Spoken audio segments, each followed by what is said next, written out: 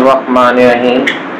میں ہوں رانا محمد اویس کرنی ایڈوکیٹ، اور آج ہم بات کریں گے لاہور میں پیش آئے ایک واقعے کے متعلق میں، جو بیسیکلی تو انہوں نے جو لڑکیوں کا موقف تھا کہ ہم کرپٹو میں انویسٹ کرنے کے لیے یہاں پہ آئی تھی تاکہ کرپٹو میں انویسٹمنٹ کیا جا سکے اور اپنے دوستوں سے ملاقات ہو، لیکن جب وہ ان کی ڈیٹ آف ارائیول آیا تو کیا ہوا کہ ان کو اغوا کر لیا گیا اور 15 لاکھ ڈالر کا مطالبہ کیا گیا ڈیفنس کے علاقوں میں کہ آپ ہمیں دیں ورنہ ہم آپ کو واپس نہیں جانے گے۔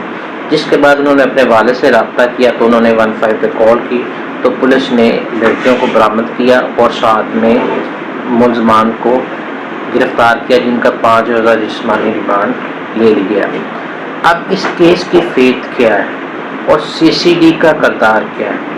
اب سی سی ڈی اگر کوئی غریب آدمی جرم کرتا ہے تو اس کو مار کے پرا کر دیتے ہیں، یعنی مار دیتے ہیں فوراً سے پہلے، نہ کوئی ایویڈنس ہوئی، نہ انہوں نے کوئی کیا کہ کون سا ایویڈنس اس کے خلاف ہے، کون سا اس کے حق میں ہے، نتھنگ، کوئی بھی چیز صفحہ مثل پہ نہیں ہے۔ اچھا آتی اس کے بعد نیفے میں پسٹل چلا دیتے۔ اب یہاں پہ ہم پہلے ہی کہہ رہے تھے کہ سی سی ڈی وہاں پہ بے بس ہو جائے گی جہاں پہ کوئی طاقتور آ گیا۔ اب یہ وزیر اعظم کے جو ساتھ ہوتے ہیں ڈپٹی وزیر اعظم صاحب ڈار، مبینہ طور پہ کہا جا رہا ہے یہ رضا ڈار ان کا نواسہ ہے اور اس کیس میں پوری طرح ملوث ہے۔ اب بیسیکلی یہ کہہ رہے ہیں کرپٹو کی لین دین کا سلسلہ تھا، انہوں نے رضا ڈار نے اس میں انویسٹ کیا، لیکن وہ کہتا میں اس میں انویسٹ نہیں کرنا چاہتا، مجھے پیسے دیں۔ انہوں نے اغوا کیا اور زیادتی کی۔ اس میں ایک کنٹروورسی یہ آ گئی کہ علاقہ مجسٹریٹ کے پاس رات 12:30 بجے 1 بجے گئے ہیں، زبردستی بیان ریکارڈ کروانے کی کوشش کی گئی ہے، جس پر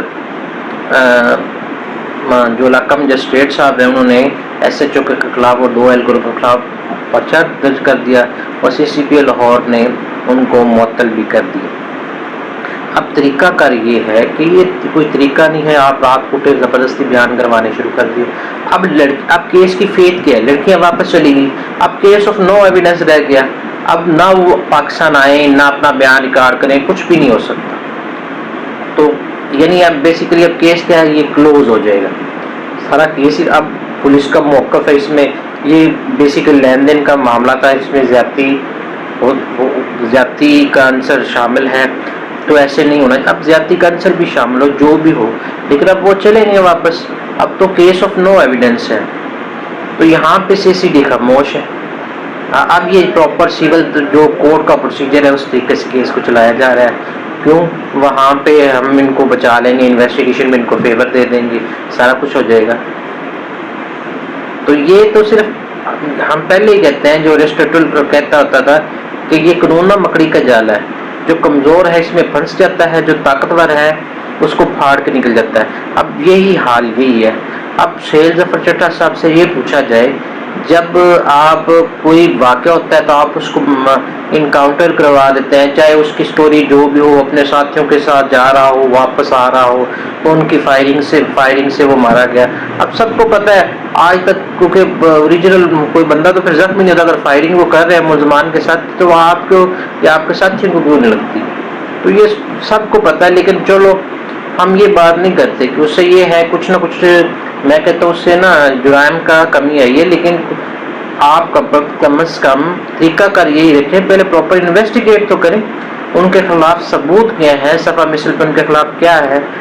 اب سیم اسی طرح اس کیس میں ہوگا۔